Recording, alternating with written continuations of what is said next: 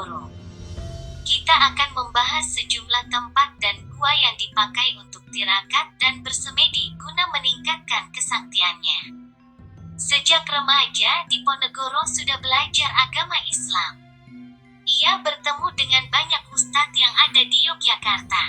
Apalagi, permukiman Pangeran Diponegoro dekat dengan 3 dari 4 pusat utama pengkajian hukum Islam yang terkenal sebagai patok nagari, yaitu di Kasongan, dekat Bantul, Papringan, antara Yogyakarta dan Prambanan, dan Melangi.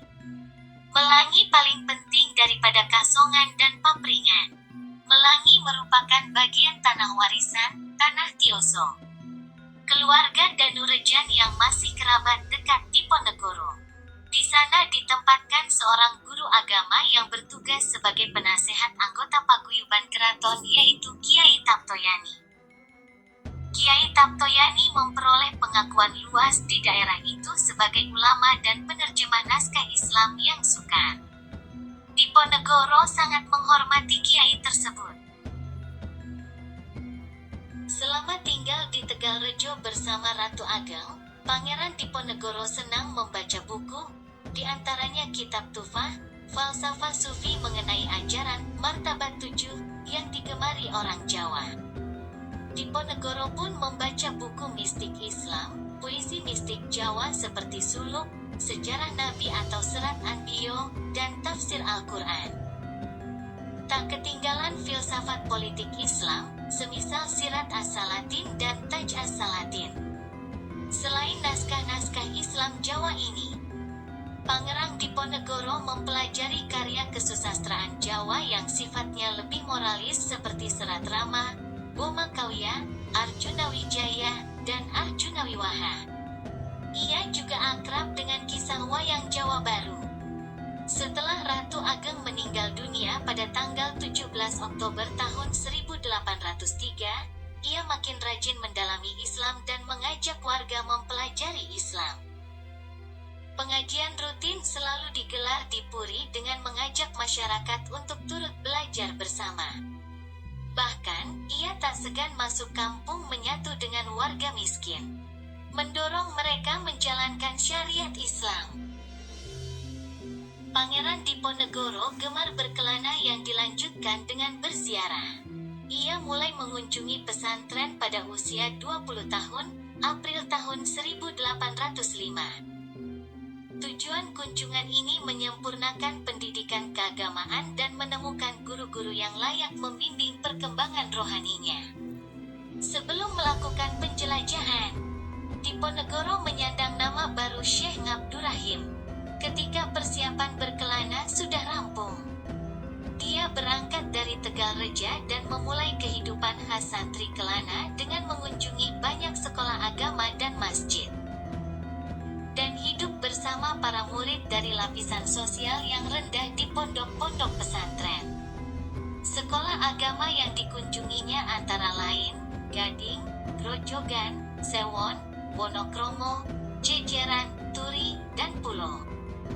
Setelah berkelana ke sejumlah pesantren, Pangeran Diponegoro mulai menyepi dan bersemadi. Ia mencari tempat-tempat keramat dan suci yang berkaitan dengan Wangsa Mataram. Tirakat memberikan masa sepi kala dan membersihkan diri dari pamrih. Ia berharap bisa bertemu dengan roh leluhur Jawa. Penampakan pertama berwujud Sunan Kalijaga terjadi sewaktu Diponegoro bersemadi di Gua Songkamal di daerah Jejeran. Dari Jejeran, Diponegoro menjelajahi pedalaman menuju Imogiri, daerah pemakaman kerajaan atau pasarean Raja-Raja Mataram.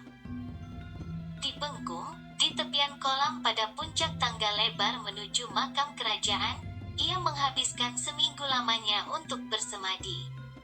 Ia selanjutnya melaksanakan salat Jumat di masjid di Jimatan.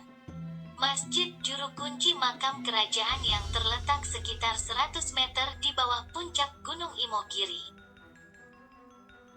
Selain berziarah ke makam kerabat dekatnya yang meninggal, khususnya makam Sultan Mangkubumi 1792 dan Ratu Ageng 1803, Diponegoro bersemadi di bengkung yang ditujukan untuk Sultan Agung. Raja Mataram abad ke-17 yang termasyhur itu. Dari gambaran makam kerajaan ini, nampak bahwa dia paham bengkung adalah tempat khusus bagi Sultan Agung menyepi. Setelah dari Imogiri, Diponegoro meneruskan laku ke selatan dan menginap di Gua Siluman, dekat Kali Oyo, dan Gua Surocolo di sebelah kiri Kali Opa di Gamelan, Gunung Kidul. Dua lokasi itu terkenal di kalangan elit keraton dan kerap dikunjungi sebagai tempat bersemadi. Selanjutnya, Pangeran melintasi kaki Gunung Kidul menuju Gua Langse yang menjorok ke arah Laut Hindia dan hanya bisa dicapai lewat jalan curam setapak menuruni tubir batu karang hingga ke lubang masuk yang nyaris menyentuh permukaan laut. Gua tersebut dan berbagai tempat berdekatan di Mancingan, Parangtritis, Parangkusumo, dan Parangudang adalah titik yang penting dalam upacara pemujaan Ratu Kidul. Saat Dipanegara berkunjung ke Mancingan sekitar tahun 1805, tempat itu sudah menjadi tujuan ziarah, khususnya kalangan keraton Yogyakarta. Terdapat pavilion kecil yang terbuka atau pondok di tepian pantai di Parangkusumo, Parangudang, dan Parangtritis untuk semadi dan aneka upacara yang berkaitan dengan Dewi Pantai Selatan. Karena itu, Diponegoro mengikuti tradisi yang sudah lama ada. Tujuannya ke sini ingin menemukan Sang Ratu Kidul. Diponegoro hendak menempatkan diri setara dengan Senopati dan Sultan Agung. Seusai bersemadi di Gua Langse, Diponegoro berjalan menuju Parangtritis. Di situ, Sunan Kalijaga menemuinya dan memerintahkan mengubah nama agamisnya dari Ngabdurrahim ke Abdul Kamit. Ngabdul Kamit adalah nama yang disandang Diponegoro selama Perang Jawa.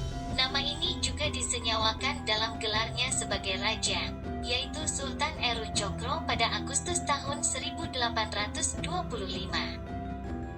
Penampakan di Parangtritis merupakan laku terakhir Diponegoro dalam perjalanan ziarahnya ke pantai selatan. Pangeran dengan berjalan kaki pulang kembali ke Tegalreja, istirahat sejenak di Sawangan, suatu daerah rawa di muara Kali Opak.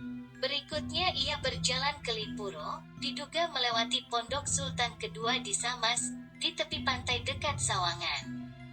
Di Lipuro, Pangeran bermalam di Selo Gilang, batu hitam keramat yang dijaga oleh roh halus Kiai Jonggo.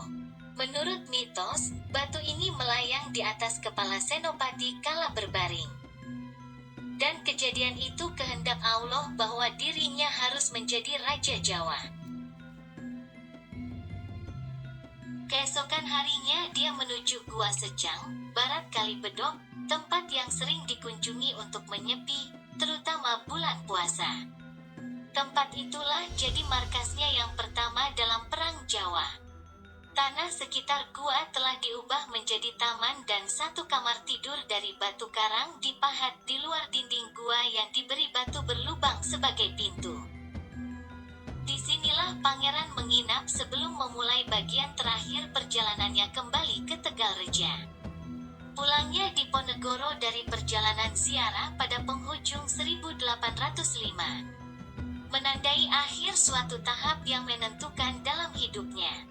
Dengan kegiatan berkelana dan berziarah ke berbagai tempat, selain berhasil membentuk mental kerohanian Diponegoro yang makin kuat, juga membuat fisiknya bagus. Hasil ia melakoni perjalanan ziarah sekitar 70 km ke berbagai gua dan tempat keramat di selatan Yogyakarta.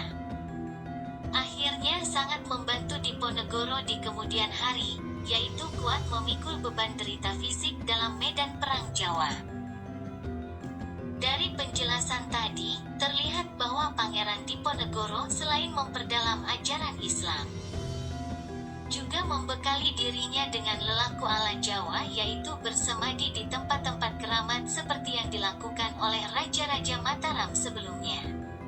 Melalui lelaku ini ia memiliki tubuh yang kuat. Pribadi yang tegar dan siap menghadapi situasi dan kondisi apapun.